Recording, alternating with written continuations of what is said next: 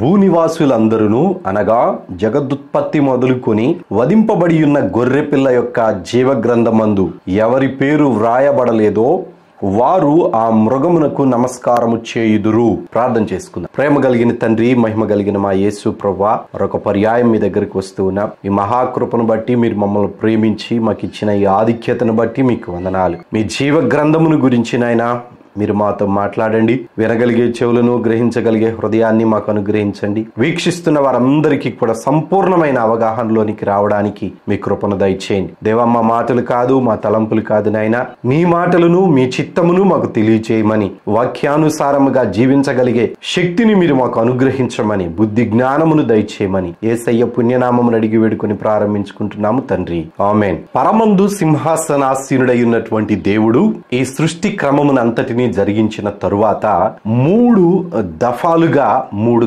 కాలాలను బైబిల్లో పేర్కొనబడి ఉన్నది. ఈ 3 కాలాలు అయిపోయిన తరువాత అనగా ధర్మశాస్త్రము లేని కాలము, అది ధర్మశాస్త్రము వచ్చేటంత వరకు ఉన్నటువంటి కాలమును ధర్మశాస్త్రము లేని కాలము అని బైబిల్ గ్రంథం సెలవిస్తూ ఉన్నది. ధర్మశాస్త్రము వచ్చిన తరువాత యేసుక్రీస్తు వరకు కూడా ధర్మశాస్త్ర కాలము అని పిలువబడింది.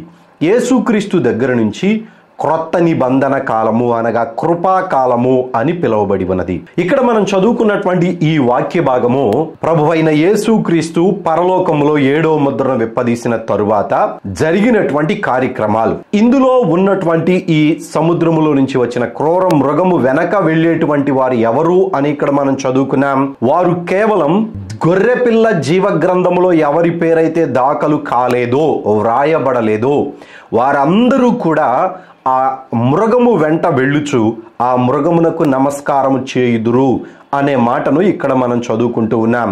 ప్రకటన గ్రంథము 13వ అధ్యాయము 8వ వచనములో. సహోదరులారా, ఇప్పుడు జీవ గ్రంథము అనేటువంటిది ఏమిటో దేవుని బిడ్డలుగా ఉన్నటువంటి మనకు స్పష్టంగా తెలియాలి. ఇక్కడ ప్రత్యేకించి గొర్రెపిల్ల యొక్క జీవ గ్రంథము అని వ్రాయబడి ఉన్నది. ఈ 7 సంవత్సరాలు అయిపోయిన తరువాత యేసుక్రీస్తు 1000 ఏండ్ల పరిపాలన ప్రారంభమవుతుంది. యేసుక్రీస్తు ఆగమనములో వచ్చి 1000 ఏండ్ల పరిపాలన ప్రారంభించి 1000 సంవత్సరాలు అయిపోయిన తరువాత ఏ సాతానునైతే పాతాళములో బంధించి ఉంచారో మరలా వాడిని బయటికి విడిపిస్తారు. వాని గురించి ప్రభువైన యేసుక్రీస్తు శరీరధారిగా భూమి మీద ఉన్నప్పుడు పాతాళములో నుంచి వాడిని విడిపించిన తరువాత దేవుడు వాని గురించి ఒక మాట చెప్పారు. పీనుగ ఎక్కడ ఉండునో అక్కడ గ్రద్దలు ఉండును అనే మాట మత్తయి రాసినటువంటి సువార్తలో మనం చదువుకుంటాం. సహోదరులారా, పీనుగా అనేటువంటి మాట ఎందుకు అక్కడ సంబోధించారంటే వాడు పాతాళములో నుంచి వచ్చినటువంటి వాడు కనుక, వాడు పాతాళములో నుంచి వచ్చాడు కనుక వాడిని పీనుగా అని చెప్పేసి దేవుడు అక్కడ మాట్లాడుతూ ఉన్నాడు. ఇప్పుడు వీడు బయటికి వచ్చి ఇశ్రాయేలీయుల దేశము అప్పటికి 1000 సంవత్సరాలు యేసుక్రీస్తు ఆధ్వర్యములో ప్రపంచమంతటా కూడా పరిపాలన చేసినది గనుక వాడు రష్యా దేశానికి వెళ్ళి రష్యా దేశముతో అనేక దేశాలను సమకూరుస్తాడు. గద్దలు అనగా రాజులు అని అర్థము. వీడు పాతాళములో నుంచి బయటికి రాగానే ఈ రష్యా దేశంలో ఉన్నటువంటి రాజుని వాడు ప్రేరేపించి ఆ రాజు ద్వారా అనేక దేశాలను అనగా ఇశ్రాయేలీయులకు శత్రువులైనటువంటి దేశాలను వాడు సమకూర్చుకుంటాడు. ఆ రాజులే, ఆ దేశాల రాజులే గద్దలు అని బైబిల్ పేర్కొంటూ ఉన్నది.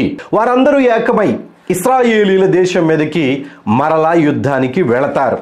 యుద్ధానికి వెళ్ళినప్పుడు, ఇదంతా నేను హెడ్లైన్స్ మాత్రమే చెప్తున్నాను, దీని గురించి ముందు మనం ధ్యానం చేయవలసినటువంటిది చాలా ఉన్నది కనుక ఒకసారి మీకు అర్థం కావడానికి చెప్తూ ఉన్నాను. 1000 సంవత్సరాల పరిపాలన అయిపోయిన తరువాత సాతానుడు బయటికి వచ్చి గోగు మాగోగు అని యుద్ధమునకు రష్యాను అనేక దేశాలను ప్రేరేపిస్తాడు. ప్రేరేపించిన తరువాత పరలోకము నుంచి ప్రభు అయిన యేసుక్రీస్తు అగ్నిని తీసుకొని వస్తాడు. ఈ మాట చాలా స్పష్టంగా బైబిల్లో వ్రాయబడి ఉన్నది.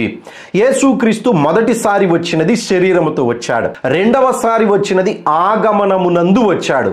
ఈ ఆగమనమునందు వచ్చినటువంటిది ఈ 7 సంవత్సరాల శ్రమల కాలం అయిపోయిన తరువాత యేసుక్రీస్తు హతసాక్షులైనటువంటి ఆత్మలను వెంటబెట్టుకొని వచ్చి పునరుద్ధానము వారికి అనుగ్రహించి దానిని మొదటి పునరుద్ధానము అని 20వ అధ్యాయం ప్రకటన గ్రంథంలో పేర్కొన్నారు. ఆ పునరుద్ధానములో ఉన్నటువంటి వారి ద్వారా యేసుక్రీస్తు ఇశ్రాయేలీయులను అక్షర సంబంధముగా అనగా భూమి మీద ఇశ్రాయేలీయులను ప్రపంచమంతటికి కూడా తలగా ఉంచి 1000 సంవత్సరాలు పరిపాలన జరిగిస్తారు. ఈ 1000 సంవత్సరాలు అయిపోయేటంత వరకు యేసుక్రీస్తు ఎవరి నేత్రాలకు కనబడడు. శరీర సంబంధమైనటువంటి నేత్రాలకి ఎవరికీ కనబడరు. ఇప్పుడు ప్రస్తుతానికి ఉన్నటువంటి లూసిఫర్ గాడు మన కన్నులకు కనబడకుండా ఏ రీతిగా మనుషుల యొక్క ఆలోచనలను నిత్య నాశనానికి వెళ్ళడానికి ప్రేరేపిస్తూ ఉన్నాడో, 1000 సంవత్సరాల పరిపాలనలో ప్రభువైన యేసుక్రీస్తు నిత్య జీవానికి మనుషులు వెళ్ళడానికి అందరినీ కూడా ఆ రీతిగా ప్రేరేపించి హతసాక్షులే ఆయనకు దూతలుగా ఉండి ఆయన సైన్యముగా ఉండి యావత్తు ప్రపంచాన్ని పరిపాలిస్తారు. ఇది రెండవసారి రావడం ఆగమనము అంటాం. ఇప్పుడు యేసుక్రీస్తు 1000 ఏండ్ల పరిపాలన అయిపోయిన తర్వాత సాతానుడు బయటికి వచ్చి గోగుమాగోగు అనే యుద్ధమునకు అనేక మంది దేశంలో ఉన్నటువంటి రాజులను ప్రేరేపించి ఇశ్రాయేలీల దేశము చుట్టూ వచ్చి ముట్టడి వేసిన తరువాత పరలోకము నుంచి అగ్నిని తీసుకొని వచ్చినటువంటిది కూడా ప్రభు అయిన యేసుక్రీస్తే. ఆ అగ్నిని తీసుకొని వచ్చేటప్పుడు ప్రతి నేత్రము ఆయనను చూస్తారు. పంచభూతాలు మిక్కటమైన వేడ్రముతో లయమైపోయినప్పుడు పరదేశిలో ఉన్నటువంటి వారు కానీ, పరలోకములో ఉన్నటువంటి వారు కానీ, భూమి మీద ఉన్నటువంటి వారు కానీ అందరూ కూడా ఒకే ప్లాట్ఫామ్ మీదకి, ఒకే స్థలములోనికి అనగా దేవుని సింహాసనము ఎదుటకు వచ్చేటువంటి ఏర్పాటుని దేవుడు ఆ కాలంలో చేశాడు. దానిని రెండవ రాకడ అని మనము మాట్లాడాలి. బైబిల్లో ఆ అగ్నితో యేసుక్రీస్తు వచ్చేటువంటి దానినే రెండవ రాకడ అని బైబిల్ స్పష్టముగా తెలియచేసింది. ఆగమనము ఏ మనిషి నేత్రానికి కనబడదు, కానీ రాకడ పంచభూతాలు మిక్కటమైన వేండ్రముతో లయమైపోయేటప్పుడు, భూమి మీద ఉన్నటువంటి వారందరూ కూడా రూపాంతరము చెందేటప్పుడు, సమాధులలో ఉన్నటువంటి వారు జీవ పునరుద్ధానమునకు, తీర్పు పునరుద్ధానమునకు బయటికి వచ్చేటప్పుడు ప్రతి నేత్రము కూడా ఆయనను చూస్తారు గనుక అది రెండవ రాకడ. అది రెండవ రాకడ. ఇప్పుడు ఈ రెండవ రాకడ అయిపోయిన తరువాత దాని గురించి స్పష్టముగా క్షుణ్ణముగా మనం ధ్యానం చేస్తాం. 20వ అధ్యాయంలో స్పష్టంగా వ్రాయబడి ఉన్నది. అయితే ఈ రాకడ అయిపోయిన తరువాత భూమి మీద ఉన్నటువంటి మనుషులు అనగా ఆదాము మొదలుకొని చివర పుట్టినటువంటి వాని వరకు కూడా అందరూ దేవుని సింహాసనం ఎదుటకు రావలసినటువంటిదే. దేవుని సింహాసనం ఎదుటకు వచ్చిన తరువాత అక్కడ గ్రంథములు విప్పబడినాయి. దేవుని యొక్క వాక్యాన్ని జాగ్రత్తగా ఆలకించండి. దేవుడు తీర్పు తీర్చేటువంటి దినము, ఆ దినమున గ్రంథములు విప్పబడినవి అని బైబిల్లో రాసి ఉన్నది. చదువుతున్నాను ఆ మాట ఒక్కసారి మీ బైబిల్లో నుంచి చూడండి. ప్రకటన గ్రంథము 20వ అధ్యాయము 12వ వచనాన్ని చదువుతూ ఉన్నాను. మరియు గొప్పవారేమి కొద్దివారేమి మృతులైన వారందరూ ఆ సింహాసనం ఎదుట నిలవబడి ఉండుట చూచి తిని, అప్పుడు గ్రంథములు విప్పబడెను మరియు జీవ గ్రంథమను వేరొక గ్రంథము విప్పబడెను అని వ్రాయబడి ఉన్నది. గ్రంథములు అనగా 2 కంటే ఎక్కువ, 2 గ్రంథముల కంటే ఎక్కువ ఉన్నటువంటి వాటిని గ్రంథములు అంటారు. అక్కడ ఎన్ని ఉన్నవి అనేటువంటిది వ్రాయలేదు, కానీ గ్రంథములు అని వ్రాశారు. ఇక జీవ గ్రంథమును వేరొక గ్రంథము అని వ్రాయబడి ఉన్నది. చాలా జాగ్రత్తగా ఈ జీవ గ్రంథము గురించి ఈ దినాన మనం తెలుసుకోవాలి. సహోదరులారా, భూమి పుట్టినది మొదలుకొని ఈ రాకడ వరకు కూడా ఉన్నటువంటి ప్రతి మనిషి, వాళ్ళు పరదేశిలో ఉండనివ్వండి, పరలోకములో ఉన్నటువంటి ఆత్మలే కానివ్వండి, రెండవ రాకడలో భూమి దహించబడేటప్పుడు అందరూ కూడా రూపాంతరము చెంది ఆత్మదేహాలను, మహిమాత్మ దేహములను ధరించుకున్నటువంటి వారే కానివ్వండి, వీరు రూపాంతరము చెందడానికంటే ముందు సమాధులలో ఉన్నటువంటి వారు పునరుద్ధానమయ్యేటువంటి కడమ పునరుద్ధానము, ఆ కడమ పునరుద్ధానము గురించి కూడా ఇదే 20వ అధ్యాయం ప్రకటన గ్రంథంలో వ్రాయబడి ఉన్నది. ఈ కడమ పునరుద్ధానములో తీర్పు పునరుద్ధానము, జీవ పునరుద్ధానం అని 2 పునరుద్ధానాలు ఒకేసారి జరుగుతాయి. అది ప్రభువైన యేసుక్రీస్తు స్వరము వినినప్పుడు. అప్పుడు యేసుక్రీస్తు అగ్నిని తీసుకుని వచ్చేటప్పుడు దూత కోటి సమూహముతోటి తిరిగి వస్తాడు. ఆ గమనములో వచ్చేటప్పుడు హతసాక్షుల ఆత్మ ఆత్మలను వెంటబెట్టుకొని వస్తాడు. ఈ రెండిటికి వ్యత్యాసాన్ని మనం గమనించాలి. ఆగమనములో వచ్చేటప్పుడేమో ఆయన హతసాక్షుల ఆత్మలను తీసుకొని మాత్రమే వస్తాడు. రెండవ రాకడలో వచ్చేటప్పుడు దూత కోటి సమూహాన్ని తీసుకొని వస్తాడు. వారిలో ప్రధాన దూత అయిన మిఖాయేలు కూడా ఉన్నాడు. ఆ మిఖాయేలు వచ్చే మరలా వీడిని సాతాను అనేటువంటి వాడిని పూర్తిగా అగ్నిగుండానికి తీసుకుని వెళ్ళి బంధించి వేసే కార్యక్రమం ఆ తర్వాత వాళ్ళు చేస్తారు. ఇప్పుడు యేసుక్రీస్తు తీర్పు దినమున ఈ గ్రంథములను విప్పేటువంటి విధానాన్ని మనం ఒకసారి గమనించినట్లయితే, గ్రంథములు ఉన్నాయి, 2 గ్రంథాల కంటే ఎక్కువ ఉన్నాయి. నాకు ఎన్ని గ్రంథాలు ఉన్నవి అనేటువంటిది బైబిల్లో ఎక్కడ తారసపడలేదు. కానీ దేవుడు అనుగ్రహించినటువంటి ఆయన యొక్క నిబంధనల ప్రకారము 2 గ్రంథములను మాత్రం తప్పకుండా మనం ధ్యానం చేయవచ్చు. ఇక 3వ గ్రంథం అని చెప్పబడుతున్న ఈ జీవ గ్రంథము గొర్రె పిల్ల యొక్క జీవ గ్రంథము. చాలా స్పష్టంగా ఆలోచన చేయండి. ఈ 2 గ్రంథాలు ఏమిటి? భూమి మీద మనుషులను దేవుడు చేసినది మొదలుకొని అవ్వ ఆదాము దగ్గర నుంచి మోషేకి సీనాయి పర్వతము మీద ధర్మశాస్త్రమును ఇచ్చేటంత వరకు కూడా ఉన్న కాలమును అజ్ఞాన కాలము అని బైబిల్లో సంబోధించారు, లేదా ధర్మశాస్త్రము లేని కాలము అని మాట్లాడారు. మోషేకి దేవుడు ధర్మశాస్త్రమును ఇచ్చిన తరువాత ధర్మశాస్త్ర కాలము అని చెప్పారు. ధర్మశాస్త్ర కాలం ఎప్పటి వరకు నెరవేరింది? యేసుక్రీస్తు వచ్చి ధర్మశాస్త్రములో ఉన్నటువంటి పాప పరిహారార్థ బలిని అక్షరార్థము కాకుండా ఆధ్యాత్మికంగా కూడా సంపూర్తి చేసిన తరువాత, నెరవేర్చిన తరువాత ధర్మశాస్త్రం యొక్క కాలము అప్పటి వరకు ఆగిపోయింది. అక్కడ నుంచి ఉన్నటువంటి కాలము కృపాకాలము. ఈ మాటలు జాగ్రత్తగా గుర్తుపెట్టుకోండి. ధర్మశాస్త్రము రాక మునుపు ఉన్నటువంటి కాలము అజ్ఞాన కాలము, ధర్మశాస్త్రము వచ్చిన తర్వాత ఉన్న కాలము ధర్మశాస్త్ర కాలము. ధర్మశాస్త్రము అయిపోయిన యేసుక్రీస్తు వచ్చిన తరువాత, యేసుక్రీస్తు చనిపోయి పునరుద్ధానుడై తిరిగి లేచి వెళ్ళిపోయినది మొదలుకొని కృపాకాలము అనగా పరిశుద్ధాత్మ దేవుని కాలము అని స్పష్టంగా బైబిల్లో ఆధారాలు ఉన్నాయి. ఈ 3 కాలాలలో ప్రస్తుతానికి ఇప్పటి వరకు కూడా అనగా 2024 ఈ డిసెంబర్ వరకు కూడా యేసుక్రీస్తుని అంగీకరించినటువంటి నీతిని అనుసరించి నడిచే వాళ్ళు కొంతమంది ఉన్నారు. స్పష్టంగా జాగ్రత్తగా ఆలకించండి. యేసుక్రీస్తు ఎవరో వాళ్ళకి తెలియదు, ధర్మశాస్త్రం ఏమిటో కూడా వాళ్ళకి తెలియదు. కానీ వాళ్ళ హృదయముల మీద వ్రాయబడినటువంటి నీతిని ఆధారము చేసుకొని నీతిమంతులుగా ఉన్నటువంటి వాళ్ళు కొంతమంది ఉన్నారు.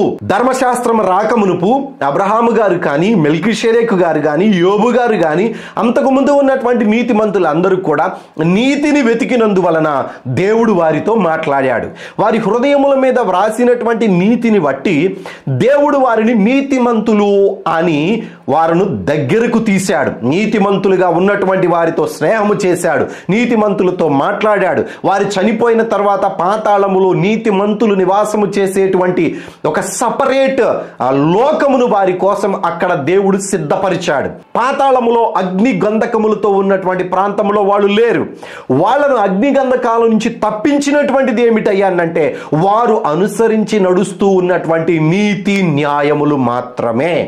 దేవుడు ఆ నీతిని న్యాయమును ఆధారము చేసుకొని వాళ్ళను పలకరించాడు గనుక వాళ్ళు సంపూర్ణమైనటువంటి నీతిమంతులుగా మార్చబడి యేసుక్రీస్తు చనిపోయి పాతాళమునకు వెళ్ళేటంత వరకు కూడా వాళ్ళు పాతాళములో వేరొక భాగములో ఉన్నారు అనేటువంటిది యేసుక్రీస్తు శరీరధారిగా భూమి మీద ఉన్నప్పుడే చెప్పారు. ధర్మశాస్త్రము వచ్చిన తర్వాత ధర్మశాస్త్రానుసారముగా ధర్మశాస్త్రమును ఆధారము చేసుకొని ఉన్నటువంటి వాళ్ళు చాలా కొద్ది మంది ఉన్నారు.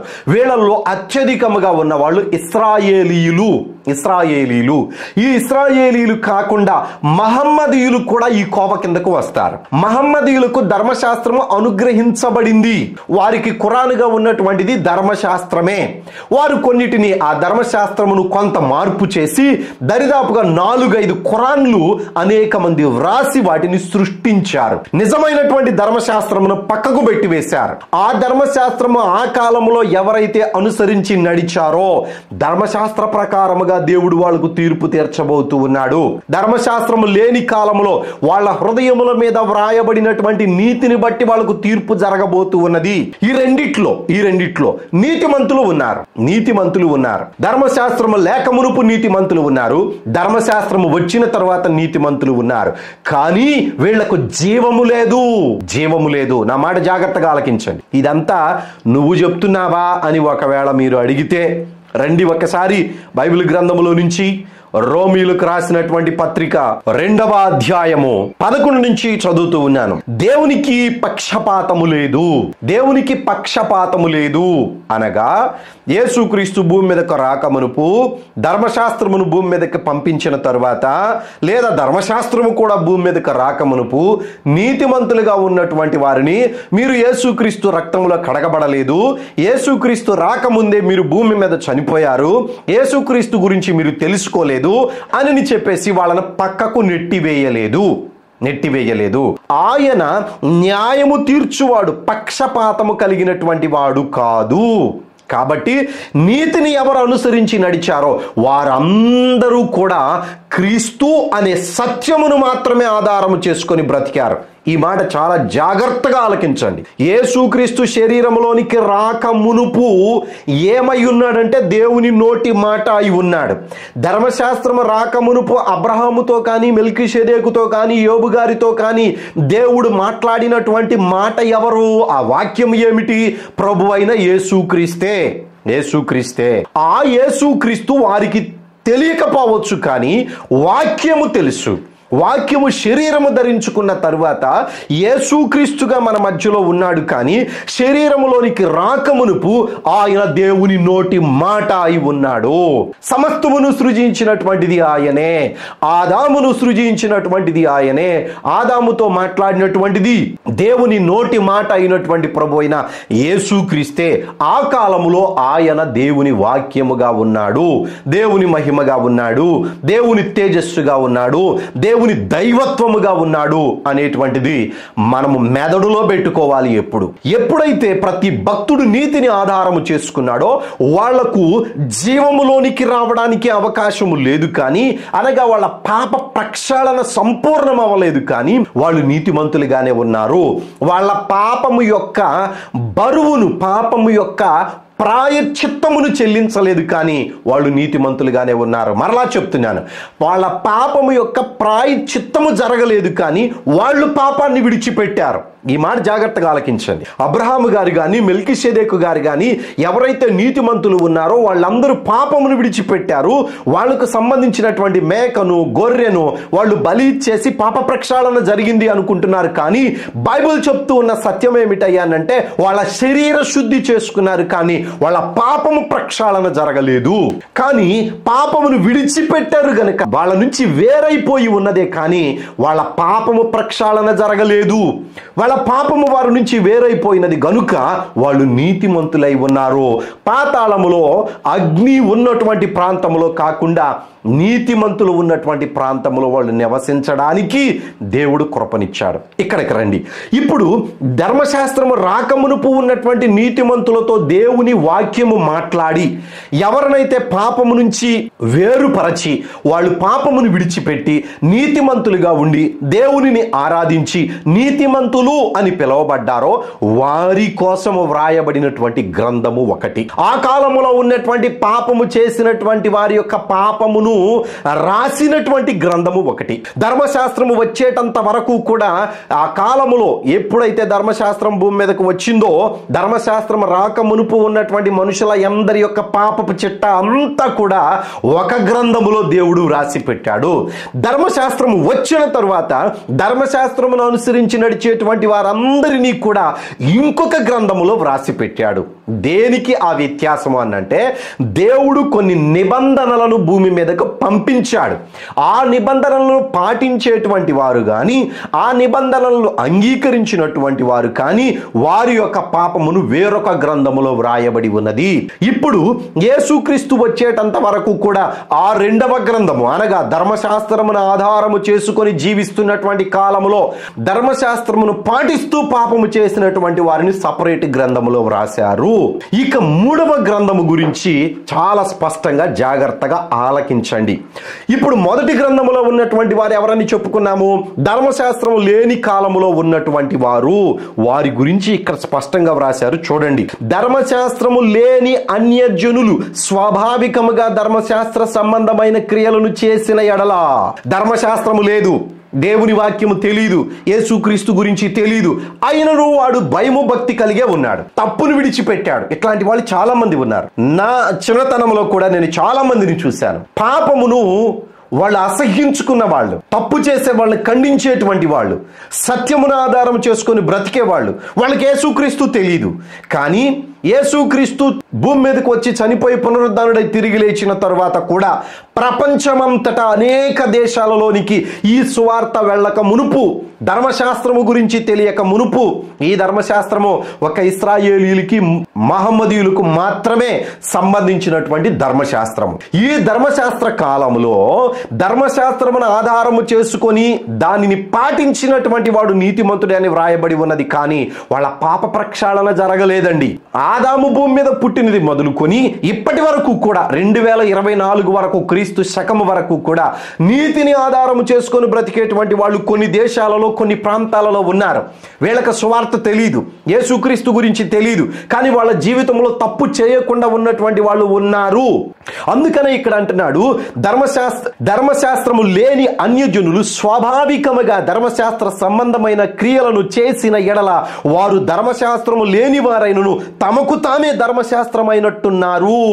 వారికి తీర్పు తీర్చేటువంటి గ్రంథమే మొదటి గ్రంథం. ఆదాము దగ్గర నుంచి ధర్మశాస్త్రం భూమి మీదకి వచ్చేటంత వరకు ఉన్నటువంటి గ్రంథము ఆ గ్రంథమే. ఆ గ్రంథమును దేవుడు క్లోజ్ చేయలేదు. ధర్మశాస్త్రం వచ్చింది కదా అని చెప్పేసి మూత వేయలేదు, మూసేసి దాన్ని పక్కన పెట్టలేదు.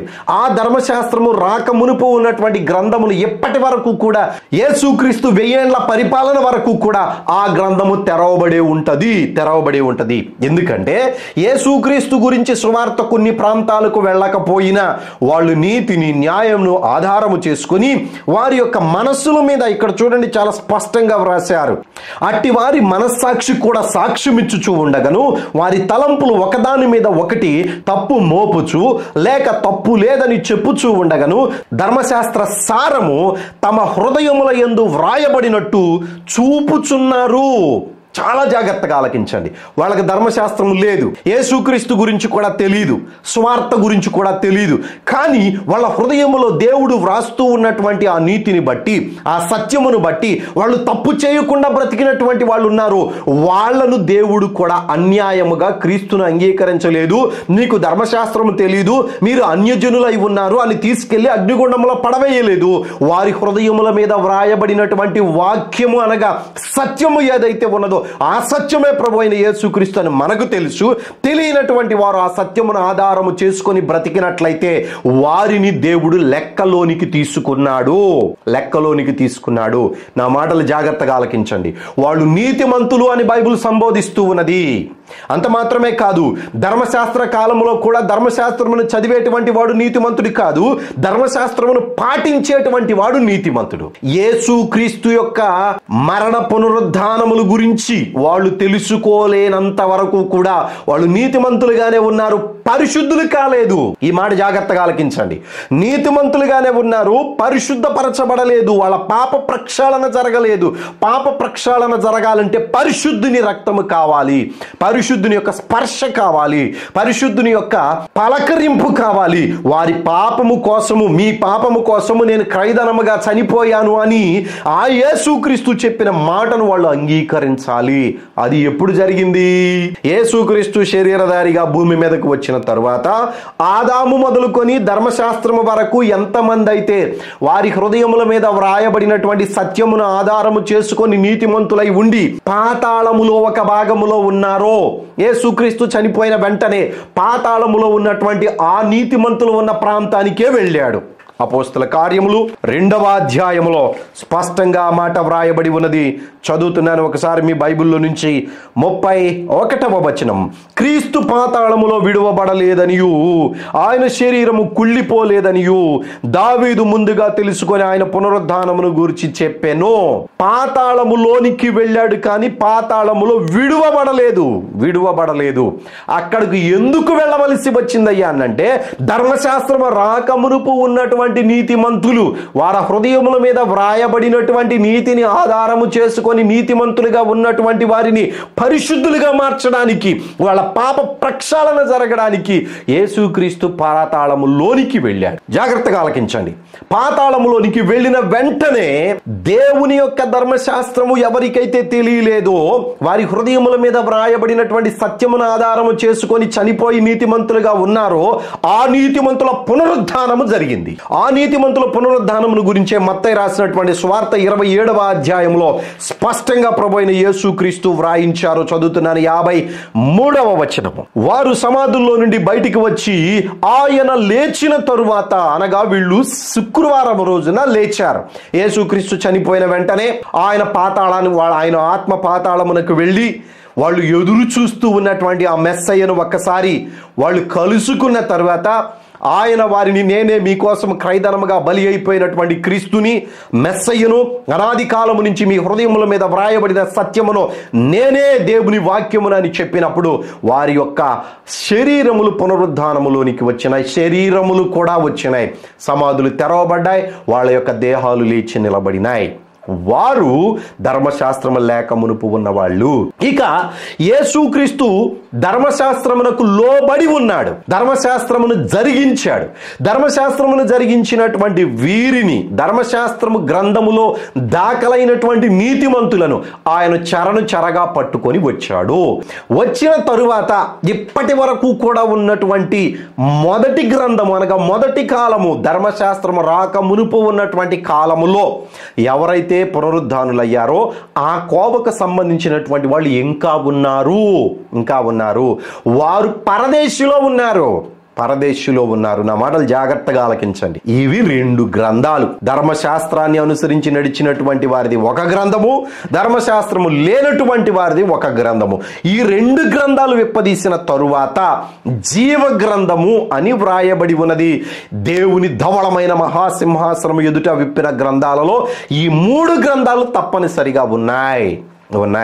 వాటిలో జీవ గ్రంథమును వేరొక గ్రంథము అని వ్రాయబడి ఉన్నది. ఇప్పుడు ఈ జీవ గ్రంథము ఎవరి గ్రంథము అని చెప్పేసి మన మూలవాక్యము 13వ అధ్యాయము 8వ వచనంలో చదువుకున్నాము.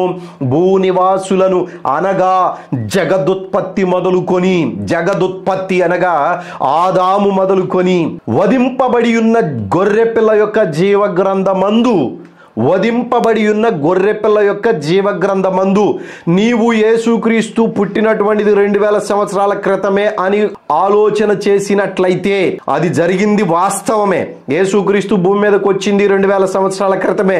ఆయన చనిపోయి పునరుద్ధానుడై తిరిగి లేచింది 2000 సంవత్సరాల క్రితమే.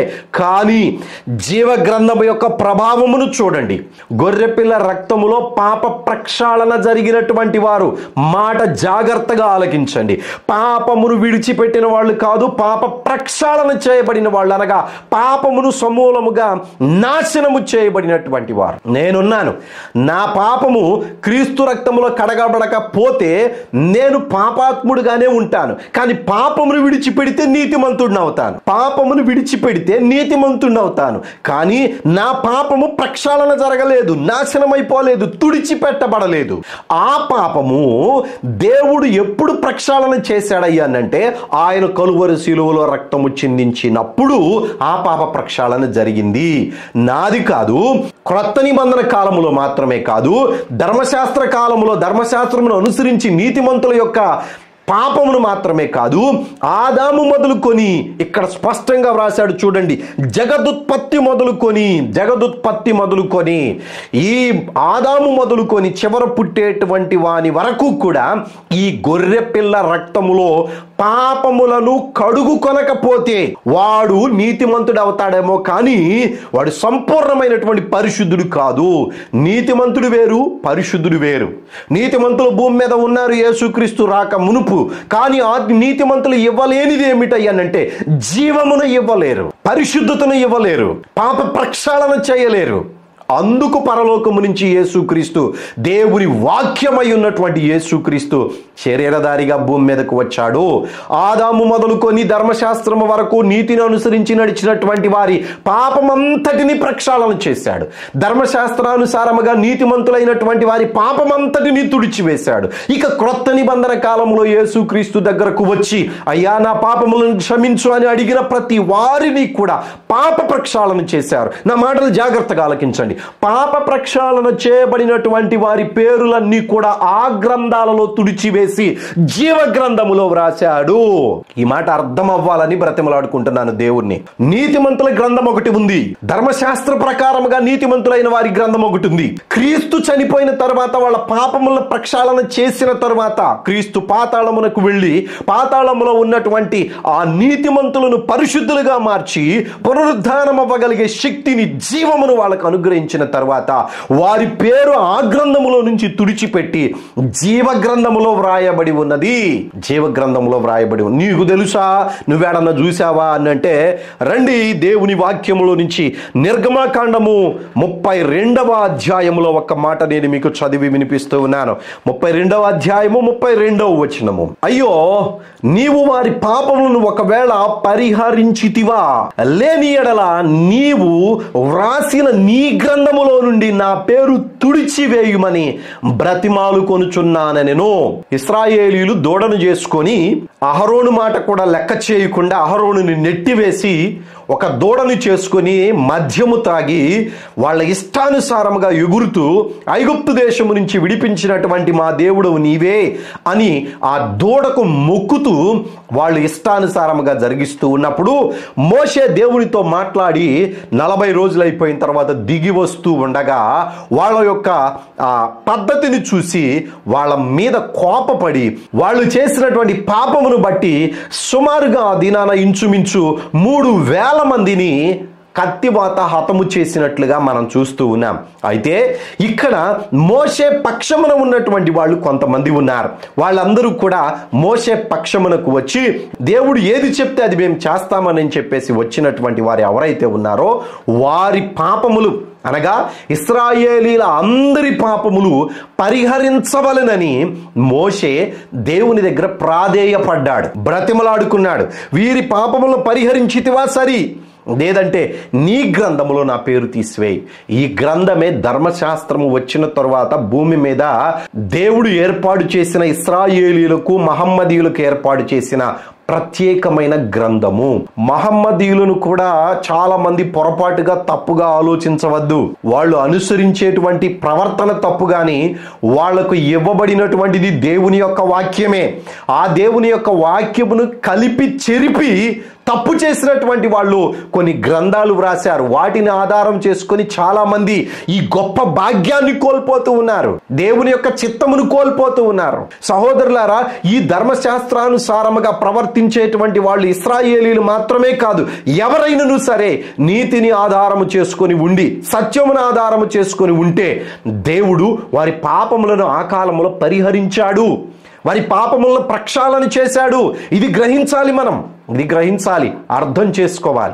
ఇక్కడ మోషే గారు అంటున్నాడు, నీ గ్రంథములో నుంచి నా పేరు తీసివేయి. అంటే మోషే గారు దేవుని యొక్క మనస్సు కలిగినటువంటి వాడై దేవుడు పరీక్షించినటువంటి ఆ పరీక్షలో దేవునికి ఇష్టమైనటువంటి కార్యాన్ని జరిగించాడు. సహోదరులారా, ఆ మాటను బట్టి దేవుడు ఎంతగా మోషేని హెచ్చించాడు అనంటే పర్వతము వంటి ప్రవక్తగా బైబిల్లో ఆయన మనకు కనబడుతూ ఉన్నాడు. చాలా జాగ్రత్తగా ఆలకించండి. ఈ గ్రంథము ధర్మశాస్త్రము వచ్చిన తరువాత ఉన్నటువంటి గ్రంథము.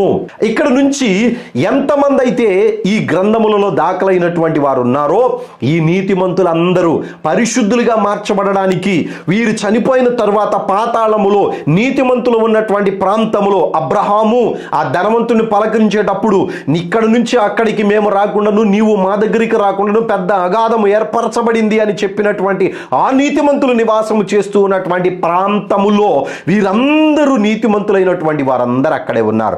ఒక్కసారి యేసుక్రీస్తు శుక్రవారం రోజున ఆయన చనిపోయిన వెంటనే ఆయన ఆత్మ పాతాళమునకు వెళ్ళిందో వారిలో ఉన్నటువంటి ధర్మశాస్త్రము ఎవరి మీద అయితే ప్రభావము చూపలేదో వాళ్ళందరూ పునరుద్ధానులయ్యారు. ధర్మశాస్త్రము ఎవరి మీద అయితే ప్రభావము చూపిందో వాళ్ళందరినీ చెరగా పట్టుకొని వచ్చాడు. ఇది మనకు అర్థం కావాల్సినటువంటి సత్యము. ఇప్పుడు వీరి పేర్లన్నీ కూడా ఆ గ్రంథాలలో నుంచి తీసి జీవ గ్రంథములో వ్రాయబడి ఉన్నారు.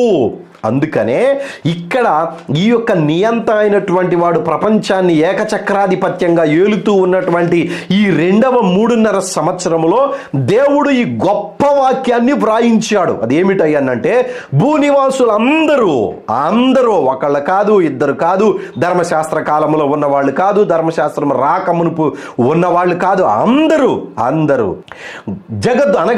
జగదుత్పత్తి మొదలుకొని వధింపబడి ఉన్న గొర్రె పిల్ల యొక్క జీవ గ్రంథము. గొర్రె పిల్ల ఎవరు మనందరికీ తెలుసు, మన రక్షకుడైన ప్రభు అయిన యేసుక్రీస్తు. ధర్మశాస్త్రంలో ఎర్రని పెయ్యకు గుర్తుగా ఉన్నాడు. పాప ప్రక్షాళన చేయబడడానికి రక్తము చిందించినటువంటి వధింపబడినటువంటి పశువుగా ఉన్నాడు. పాప ప్రక్షాళన చేయడానికి పవిత్రమైన రక్తమును చిందించడానికి వచ్చిన గొర్రె పిల్లగా ఉన్నాడు. ఆయనే దేవుని నోటి వాక్యము, ఆయనే దేవుని యొక్క దైవత్వము, ఆయనే మన యొక్క బలము, ఆయనే మన యొక్క జీవము, ఆయనే మన యొక్క వెలుగు, ఆయనే గొర్రెపిల్ల. ఆ గొర్రెపిల్ల రక్తములో కడగబడినటువంటి వారిని జీవ గ్రంథములో వ్రాశారు. ఇది గొర్రెపిల్ల జీవ గ్రంథము. ఈ గొర్రెపిల్ల జీవ గ్రంథములో ఉన్నటువంటి వారందరూ కూడా పరిశుద్ధులు అని పిలువబడ్డారు. ఈ గొర్రెపిల్ల జీవ గ్రంథములో ఉన్నటువంటి వారందరూ కూడా నీతిమంతులుగా ఉండి పాప ప్రక్షాళన చేయబడి పరిశుద్ధులుగా మార్చబడినటువంటి వారు. ఒకవేళ భూమి మీద ఉండే దేవుని గురించి తెలుసుకొని క్రీస్తు రక్తంలో కడగబడి అనగా ఈ కాలంలో యేసుక్రీస్తు వచ్చి చనిపోయి పునరుద్ధానుడై తిరిగి లేచి వెళ్ళిపోయిన తర్వాత కూడా ఎవరైతే క్రీస్తు తెలియకుండా నీతిమంతులుగా ఉండి చనిపోయారో వాళ్ళు కూడాను వాళ్ళ యొక్క నీతిని బట్టి, వాళ్ళ హృదయంలో వ్రాయబడినటువంటి సత్యమును బట్టి, వారికి వారే ధర్మశాస్త్రమై ఉన్నటువంటి విధానాన్ని బట్టి దేవుడు పక్షపాతము చూపించడు గనుక దేవుడు చేసేటువంటి కార్యాలు చాలా స్పష్టమైనటువంటివి, చాలా నీతి న్యాయములు కలిగినటువంటివి కనుక వాళ్ళని ఎప్పుడు కూడా దేవుడు తోసిపుచ్చలేదు. విగ్రహారాధన చేయకుండా ఉంటే, వ్యభిచారము చేయకుండా ఉంటే, దొంగతనము చేయకుండా ఉంటే, దేవుని యొక్క సత్యమును ఆధారము చేసుకొని నడిచినట్లయితే ఒక్క మాట చెప్పి నేను ముందుకు వెళతాను. భూమి మీద ఏ కాలంలోనైనాను సత్యము అనగా ప్రభు అయిన యేసుక్రీస్తే. ఆ సత్యమును ఆధారము చేసుకునే ప్రతి వాడిని దేవుడు విడిచిపెట్టడు. వాని యొక్క నీతిని బట్టి, వాడు అనుసరించి నడిచిన సత్యమును బట్టి, వాడు క్రీస్తుని ఎరుగకుండా చనిపోయినా సరే దేవుడు వానిని నీతిమంతుని నుంచి పరిశుద్ధుడిగా మార్చి జీవ గ్రంథములోనికి తీసుకుని రావడానికి, వారి పేరు జీవ గ్రంథములో వ్రాయడానికి దేవుడు మార్గమును సిద్ధపరిచి ఉంచాడు. కాబట్టి ఇక్కడ ధవళమైన మహాసింహాసనం ఎదుట జీవ గ్రంథములో ఉన్నటువంటి వారిని అందరినీ కూడా దేవుడు సపరేట్ చేశాడు. ఏ రీతిగానో చెప్తాను చూడండి. యేసుక్రీస్తు ఆ కాలంలో ధవళమైన మహాసింహాసనం ఎదుట పంచభూతాలు లయమైపోయిన తర్వాత అందరము కూడా ఒకే ప్లాట్ఫామ్ మీదకి వస్తాం. అప్పుడు ఈ గ్రంథములన్నీ కూడా విప్పబడి ఉంటాయి, తెరవబడి ఉంటాయి. సింహాసనం ఎదుట అందరము ఉన్నప్పుడు గ్రంథములు తెరవబడిన తర్వాత యేసుక్రీస్తు భూమి మీద పుట్టినటువంటి వారందరిలో నుంచి నడుచుకుంటూ వెళ్ళినప్పుడు ప్రతి ఒక్కరూ 2 గ్రూపులు అవుతారు. ఆ 2 గ్రూపులు ఎవరయ్యానంటే పాపము చేసిన వాళ్ళు గొర్రెపిల్ల జీవ గ్రంథములో వ్రాయబడిన నీతిమంతులు, పరిశుద్ధులు. ఇప్పుడు వీరందరినీ 2 గ్రూపులు చేసినటువంటి వారిని బైబిల్లో యేసుక్రీస్తు శరీరధారిగా భూమి మీద ఉన్నప్పుడు ఒక ఉపమానముతో పోల్చాడు. దానిని చదువుతున్నాను, ఒకసారి ఆలకించండి. 31:25 అధ్యాయము మత్తయి రాసినటువంటి సువార్త. తన మహిమతో మనుష్య కుమారుడు ఆయనతో కూడా సమస్త దూతలను వచ్చునప్పుడు ఆయన తన మహిమ గల సింహాసనము మీద ఆసీనుడై ఉండును. అప్పుడు సమస్త జనులు ఆయన ఎదుట పోగు చేయబడుదురు. గొల్లవాడు మేకలలో నుండి గొర్రెలను వేరు చేసినట్లు ఆయన వారిని వేరుపరచి తన కుడివైపున గొర్రెలను, ఎడమ వైపున మేకలను నిలువబెట్టును. అప్పుడు రాజు తన కుడివైపున ఉన్న వారిని చూచి, నా తండ్రి చేత ఆశీర్వదింపబడిన వారలారా రండి, లోకము పుట్టినది మొదలుకొని మీ కొరకు సిద్ధపరచబడిన రాజ్యమును స్వతంత్రించుకొనుడి అని చెప్పాడు. ఇది జరిగేటువంటిది దేవుని సింహాసనం ఎదుట. ఈ గ్రంథములు విప్పబడిన తరువాత జీవ గ్రంథములో ఉన్నటువంటి వారు మాత్రమే గొర్రెలుగా దేవుని కుడి వైపున నిలబడతారు. ఎడమ వైపున ఉన్నటువంటి వారందరూ కూడా మేకలు, పాపము చేసినటువంటి వారు. ఇక్కడ స్పష్టంగా అర్థం చేసుకోనండి, ఎవడి పాపము ఏమిటి అని చెప్పడానికి దేవుడు విప్పదీసినటువంటి గ్రంథాలు 2కు పైగా ఉన్నటువంటి గ్రంథాలు. కానీ జీవ గ్రంథము మాత్రము ఒక్కటే ఉన్నది. ఆ జీవ గ్రంథములో ఉన్నటువంటి వారు నీతిమంతులుగా ఉండి పరిశుద్ధులుగా మార్చబడినటువంటి వారు, క్రీస్తు రక్తమందు కడగబడి విశ్వాసులుగా ఉండి దేవుని కోసం హతసాక్షులైనటువంటి వారు, అపోస్తులైనటువంటి వారు. అపోస్తులకు ప్రభువైన యేసుక్రీస్తు ఒక మాట చెప్పారు, అపోస్తులకు అధికారం ఇచ్చి మీరు వెళ్ళి సువార్తను ప్రకటించండి, నా నామమున అద్భుత కార్యములు చేయండి అని చెప్పినప్పుడు వారు వెళ్ళి అనేక అద్భుతములను, ఆశ్చర్య కార్యములను చేసి యేసుక్రీస్తు దగ్గరకు వచ్చి, అయ్యా నీ నామము ఉచ్చరింపగా దెయ్యముల సైతము కూడా మాకు లోబడుతూ ఉన్నవి అని చెప్పిన వెంటనే ఆయన ఒక మాట అంటూ ఉన్నాడు, మీరు ఈ కార్యములు చేసిన దానిని బట్టి, సాతానుడు మీకు లోబడుతున్నటువంటి విధానాన్ని బట్టి, దురాత్మ మీకు లోబడుతూ ఉన్నటువంటి విధానాన్ని బట్టి మీరు సంతోషపడక, మీ పేరు దేవుని గ్రంథములో వ్రాయబడి ఉన్నది, పరలోకమందు వ్రాయబడి ఉన్నది కనుక మీరు సంతోషించండి, దానిని బట్టి సంతోషించండి అని చెప్పాడు. సహోదరులారా, అందరూ కూడా ఈ జీవ గ్రంథంలో వ్రాయబడినటువంటి వారే. కానీ ఈ అపోస్తులైనటువంటి వారికి ప్రత్యేకమైనటువంటి ఒక హోదాని కల్పించాడు దేవుడు. అదేమిటయ్యానంటే, దేవుడు పరలోకము నుంచి భూమి మీదకి తీసుకుని వచ్చిన నూతన యెరూషలేము అనేటువంటి మన శాశ్వతమైన నిత్యత్వమైన పట్టణం ఒకటి ఉన్నది. ఆ పట్టణమునకు పునాదులు, విలువైనటువంటి పునాదులను దేవుడు ఏర్పాటు చేశాడు. ఆ పునాదులు ఎవరయ్యానంటే ఈ అపోస్తులైనటువంటి వారే. ఆ పునాదుల మీద వీరి పేర్లు వ్రాయబడి ఉన్నాయి. చదువుతున్న నా మాట కూడా ఒకసారి. 14వ వచనము 21వ అధ్యాయము ప్రకటన గ్రంథము. ఆ పట్టణపు ప్రాకారము 12 పునాదులు గలది. ఆ పునాదుల పైన గొర్రెపిల్ల యొక్క 12 అపోస్తుల 12 పేర్లు కనబడినవి. ఈ అపోస్తుల పేర్లను అక్కడ వ్రాశారు పునాదుల మీద. ఇది వాళ్ళకు దేవుడు అనుగ్రహించిన గొప్ప భాగ్యము. ఈ నూతన యెరూషలేము యొక్క పునాదుల మీద వాళ్ళ పేర్లు వ్రాయబడి ఉన్నాయి. ఆ నూతన యెరూషలేములో నివసించేటువంటి వారందరూ కూడా ఈ గొర్రెపిల్ల జీవ గ్రంథములో వ్రాయబడినటువంటి వారే. నా మాటలు అర్థమవుతున్నాయని భావిస్తూ ఉన్నాను. 1-2 సార్లు ఆలకించండి. వినినటువంటి వాక్యము బైబిల్లోనే ఉన్నటువంటిది. కొంతమంది అడుగుతున్నారు, మీ బైబిల్ ఏ బైబిలు అని అడుగుతున్నారు. నేను బైబిల్ చదివే చెప్తున్నాను. నా దగ్గర ఉన్నటువంటి బైబిలు ఇదిగోండి మీకు చూపిస్తూ ఉన్నాను. నేను అనుసరించి నడిచేటువంటి బైబిలు ఆదిమ, హెబ్రీ, గ్రీకు భాషల నుంచి తర్జుమా చేయబడినటువంటి బైబిల్ మాత్రమే నేను పాటిస్తూ ఉన్నాను.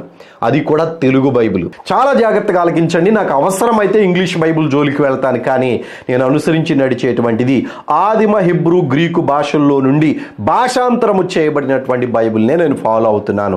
ఇదే మీ అందరి దగ్గర ఉన్నటువంటి బైబిల్. నేను వాక్యమును ఇందులో నుంచే చెప్తూ ఉన్నాను. ఇందులో ఆ వాక్యాలు ఉన్నవో లేవో, అది ఎందుకు దేవుడు వ్రాయించాడో ఒక్కసారి మీరు వెతికి కనుగొని ఈ వాక్యం ఆ రీతిగా ఉన్నదో లేదో గ్రహించాలని ప్రభు పేరట మనవి చేస్తూ ఉన్నాను. ప్రకటన గ్రంథము సృష్టికి చివరి రోజులు అనేటువంటి పుస్తకాన్ని మేము మీకు అందుబాటులోకి తీసుకొని వస్తూ ఉన్నాం. సహోదరులారా, ఈ పుస్తకం కావలసినటువంటి వారు మీ అడ్రస్ ని వాట్సాప్ లో పంపించండి. బైబిల్ని చదవలేనటువంటి వారు, బైబిల్ని వినాలి అనే ఆసక్తి కలిగినటువంటి వారు, మీకోసం బైబిల్ ఆడియోని మేము సిద్ధపరిచి ఈ యూట్యూబ్లో ఉంచుతూ ఉన్నాం. దయచేసి మీరు ఆ యూట్యూబ్లో ఉన్నటువంటి ఆడియోని మీ సెల్ ఫోన్లో ప్రయాణం చేసేటప్పుడైనా సరే వినడానికి అనుకూలముగా చక్కగా చదివి వినిపించడం జరుగుతూ ఉన్నది కనుక దానిని మీరు ఫాలో అవ్వాలని ప్రభు పేరట మనవి చేస్తూ ఉన్నాను. అర్థమైందని భావిస్తూ ఉన్నాను. దేవుని కృప మీకు, మీ కుటుంబాలకు తోడైండును గాక. వందనాలు. సెలవు.